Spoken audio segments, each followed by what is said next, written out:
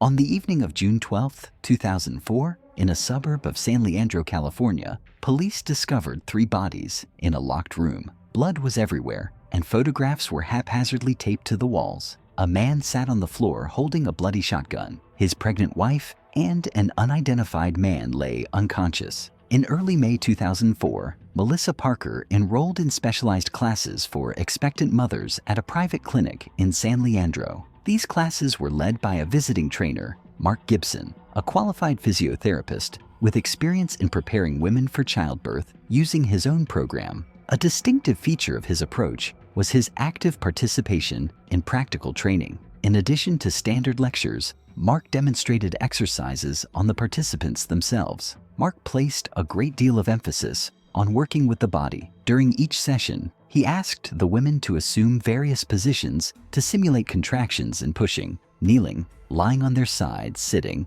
and sometimes standing against a wall. He not only explained how to breathe correctly, but also demonstrated in detail where to redirect tension to reduce pain. To illustrate, Mark would often gently but firmly place his palm on the participant's lower back or gently press on their hips, indicating the direction of the force. Particular attention was paid to practical techniques for relieving pain during childbirth. Mark performed a series of massages on the women, ranging from gentle strokes to intense rubbing of the sacrum, lower back, buttocks, and inner thighs. To better demonstrate, he sometimes asked the participant to lie on her back, bent her knees, gently spread them apart, and demonstrated the technique of proper pelvic muscle relaxation. All this took place in the presence of other participants, but the degree of physical contact was significantly higher than usual for this type of training. During one of the classes, Mark explained the importance of connecting with your body and trusting the process. He asked Melissa to breathe deeply while slowly moving his hand along the line of her abdomen, monitoring her muscle contractions. At a certain point, the trainer moved his hand slightly lower to demonstrate the point through which, according to him, the main pain impulse passes during labor. The movements were confident, professional, but frank. Mark was not shy about tactile contact and explained that to reduce fear, women should become accustomed to touch in the intimate area. Some participants remarked among themselves that Gibson's classes were less awkward than they expected. The atmosphere quickly became intimate. However, the instructor's methods included elements not commonly practiced in similar courses. He would demonstrate perineal massage techniques, gently moving a participant's underwear to demonstrate the direction of his hands, always explaining each action in terms of anatomy and physiology. During breathing exercises, Mark often stood behind the woman, using his hands to help her maintain her chest and shoulders. Sometimes he asked her to assume a knee elbow position, then squatting next to her, supported her pelvis and lower back with his hands, explaining how to push properly. The contact was firm, but the trainer assured her that this was all part of physiological preparation and adaptation to the sensations to come. Melissa quickly stood out among the other students for her willingness to engage in open dialogue and active participation. She was more likely than others to agree to practical assignments, allowed Mark to adjust her postures, and didn't object to physical demonstrations. By the 3rd session, she began staying after the group. The trainer sometimes offered individual consultations, where he discussed her anatomy and suggested additional relaxation techniques, all accompanied by detailed manual actions. Gradually, these individual meetings became regular. Melissa stayed after class to personally try out new breathing and muscle relaxation techniques. During these sessions, Mark would invite her to lie down on the mat, take her feet on his lap, and slowly massage her inner thighs,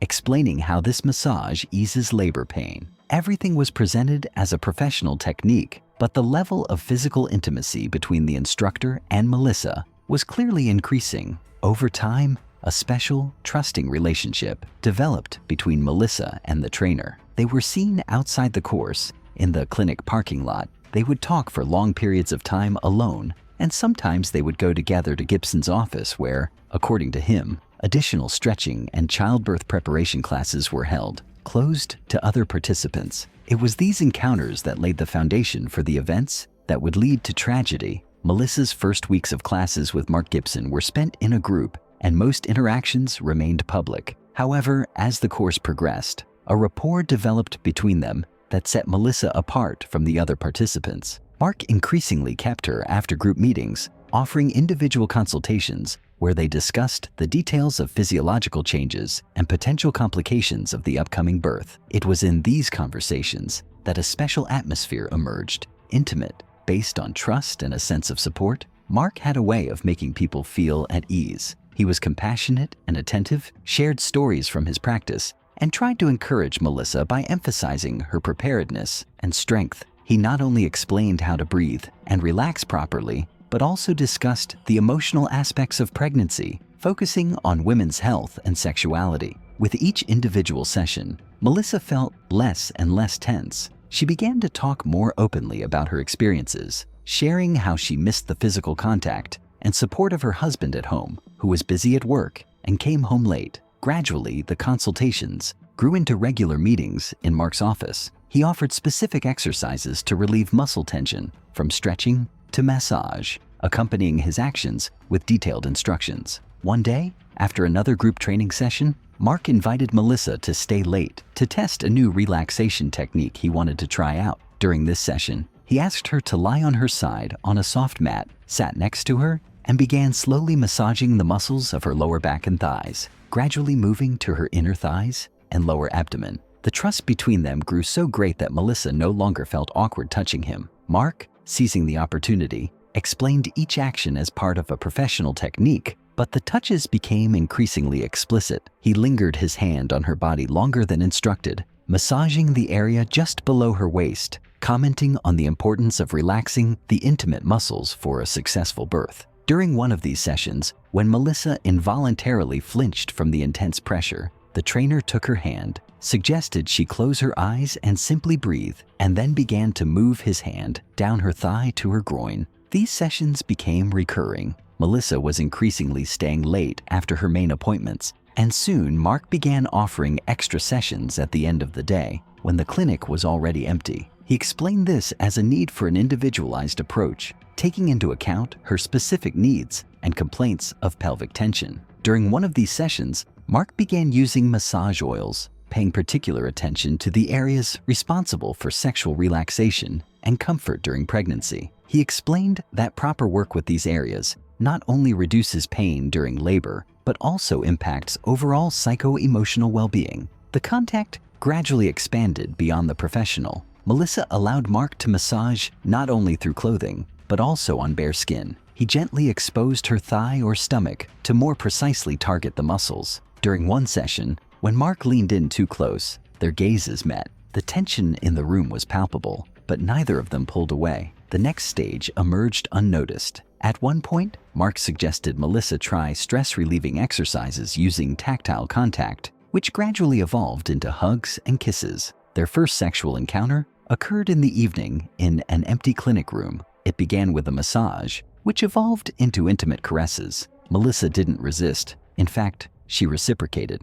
After that, their encounters continued. Each time they stayed late at the clinic, finding a way to be alone together. Their relationship developed rapidly, establishing an emotional and physical intimacy between them. Melissa hid this from her husband, explaining her late returns as necessary preparations for childbirth and additional consultations. Thus, by mid-June, the relationship between Melissa and Mark had already entered the phase of regular intimate relations. This all occurred against the backdrop of the Parker family's apparent well-being, with Thomas unaware of the true reasons for his wife's changes in behavior. Thomas noticed the first changes in his wife's behavior almost immediately, but didn't pay much attention to them. Melissa began staying late at classes more often, explaining that she needed more time to prepare for the birth. She increasingly texted someone on the phone, sometimes went into another room, and became distant and irritable when trying to start a conversation about the future child or family plans. At first,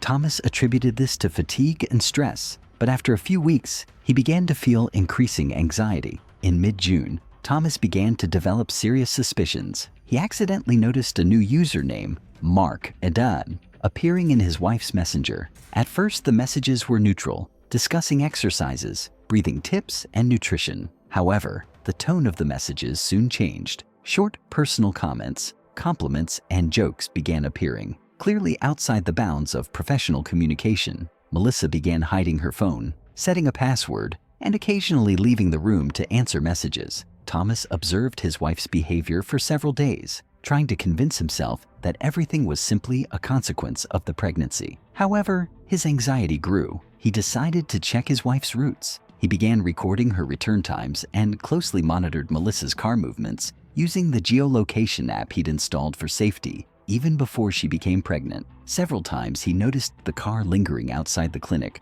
longer than the classes lasted, and after the classes, his wife returned home in a noticeably better mood. Trying to figure things out, Thomas began closely monitoring his wife's social media. In photos from the courses, he noticed Melissa standing too close to Mark, and they were frequently smiling at each other. He also noticed that some of the photos had been deleted shortly after being posted. His husband's suspicions only grew. He tried to speak to Melissa directly, asking if anything was bothering her and if everything was going well at the courses. She responded evasively, claiming she was tired and needed support. At the end of June, Thomas decided to check his wife's phone one night after she fell asleep. In one of the chats, he discovered explicit messages from Mark, offers to meet, words of support, and hints of intimacy. Some of the messages had been deleted, but even from the fragments, it was clear the relationship went beyond professional. Thomas was shocked. He hadn't expected the betrayal and didn't know how to react. His first thought was to talk to his wife, but the fear of ruining the relationship completely held him back. He began searching for information about Mark Gibson, found his address, social media profile, and even looked at reviews of his courses. For several days,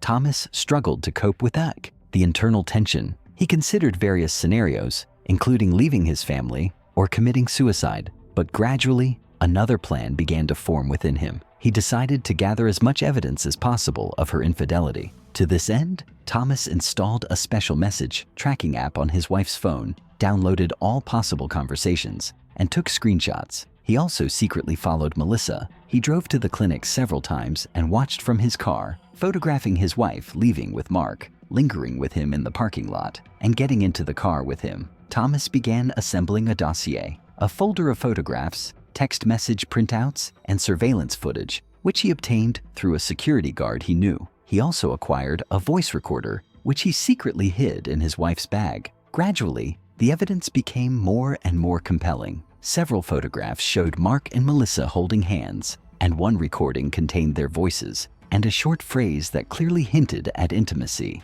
By mid-July, Thomas was confident he had collected enough evidence. At that moment, he decided he wasn't ready to forgive the betrayal. A growing desire not only to expose his wife and her lover, but also to punish them, grew within him. Thomas became increasingly withdrawn, refusing to meet with friends and family, skipping work, and spending much time reviewing the materials he had collected. During this period, he purchased a hunting shotgun through a friend, explaining that he needed it for future outdoor trips after the birth of his child. Over the following days, Thomas developed a detailed plan. He determined the day and time Melissa and Mark would meet at the clinic and selected a location, a small room in the basement of their house, previously used to store construction materials. He moved the photos and printed correspondence there and taped them to the walls. Thomas carefully planned the sequence of actions, how to lure his wife and Mark, how to isolate the room, and how to react during the confrontation. Thus began the countdown to tragedy.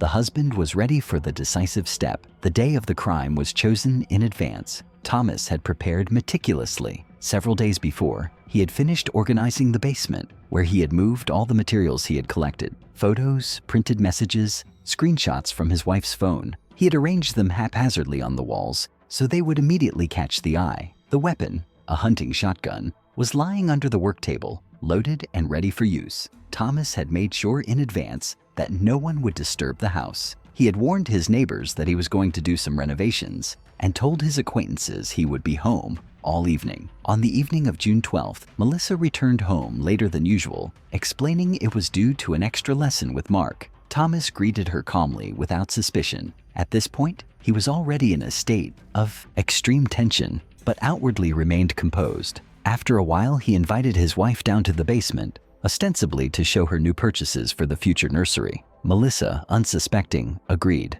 Almost simultaneously, Thomas contacted Mark Gibson. He had arranged a meeting in advance, ostensibly to discuss private lessons for his wife and ask a few questions in person. Mark arrived at the Parker house about 20 minutes after Melissa had gone down to the basement. Thomas met him on the porch, calmly invited him in, and immediately led him downstairs, explaining that it would be best to have the conversation privately so as not to disturb his wife and neighbors. Once Mark was in the basement, Thomas locked the door. The room was dimly lit, with photographs and printouts crucified haphazardly on the walls. In the center of the room was a table with a shotgun lying on it. Melissa stood against the wall, visibly nervous, trying to figure out what was going on. Thomas silently gestured for Mark to step forward and stood between him and the exit. What happened next unfolded quickly. Thomas began speaking briefly, almost without emotion. He showed photographs, printed messages, and screenshots. He didn't raise his voice, but his speech was choppy. He paused several times to hold back tears.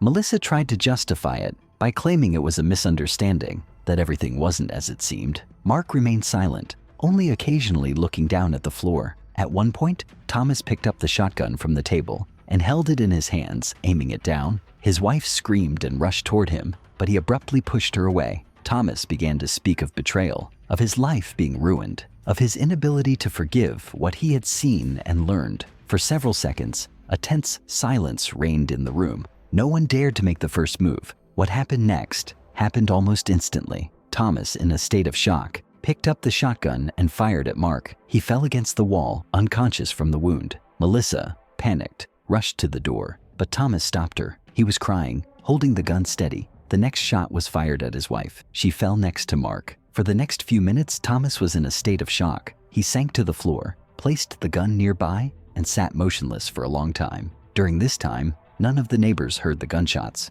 The basement was well insulated. After a while, he called the police and reported the incident. Law enforcement officers soon arrived at the house. Arriving police discovered a horrific scene in the basement. 2 bodies, numerous traces of blood, and photographs and correspondence haphazardly hung on the walls. Thomas was detained without resistance, voluntarily surrendering his weapon. He subsequently gave investigators a detailed account of his motives and the sequence of his actions. All subsequent events, including the crime scene examination, the work of forensic experts, and the collection of physical evidence were recorded in the case reports. The crime shocked residents of the quiet San Leandro neighborhood. The Parker family had always been considered exemplary, and none of the neighbors could believe what had happened. After receiving a 911 call, San Leandro police dispatched a unit to the scene. Within 8 minutes, the first patrol officers and paramedics arrived at the Parkers' home. Thomas Parker met them at the entrance in a stupor. He surrendered to police without resistance,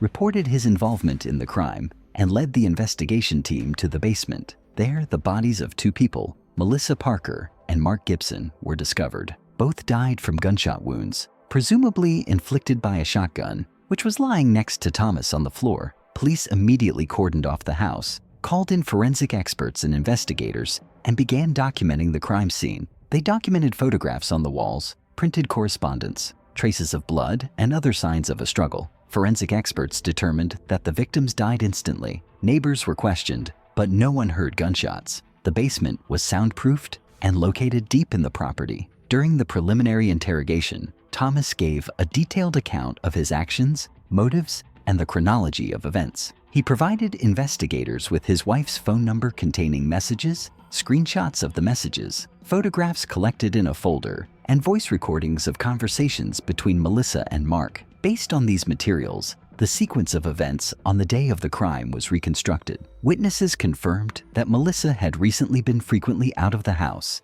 and Mark had been seen repeatedly near their home. The investigation lasted several months. It included interviews with all the Parker family's acquaintances, colleagues, fellow students, faculty, and clinic staff. Phone records were reviewed, and surveillance cameras at the clinic and in the surrounding area were analyzed. It was established that Melissa Parker and Mark Gibson had indeed had a stable extra-professional relationship, beginning at least a month before the tragedy. Thomas Parker was charged with the premeditated murder of 2 individuals. During the trial, his lawyer emphasized the prolonged emotional stress caused by his wife's infidelity and betrayal. However, an expert examination found him sane at the time of the crime. A reference from his employer and comments from friends and neighbors confirmed that Thomas Parker had no prior criminal record, was an exemplary husband, and had not displayed any violent behavior. Nevertheless, the court took into account the nature of the crime and its premeditation. News of the incident quickly spread throughout the area and made it into local media. Articles noted that the Parker family was considered exemplary, and the incident itself sparked widespread public outcry. Melissa and Thomas's colleagues expressed bewilderment and shock, while neighbors refused to believe what had happened until the very end. Some parents of Melissa's students noted that they hadn't noticed any signs of depression or distress in her. The final case reports document all stages of the investigation, expert findings and case materials, correspondence, audio recordings, photographs, medical reports, and witness statements. Based on these documents, a complete picture of the events was created, free from speculation or assumptions. The results of the investigation and the formal indictment were submitted to the court. The court hearings were held in public, and members of the press attended. The final decision in the case was made taking into account all the evidence presented and the identity of the accused. From that moment on, the story of the Parker family from San Leandro became one of the most talked about in California crime news in the early 2000s.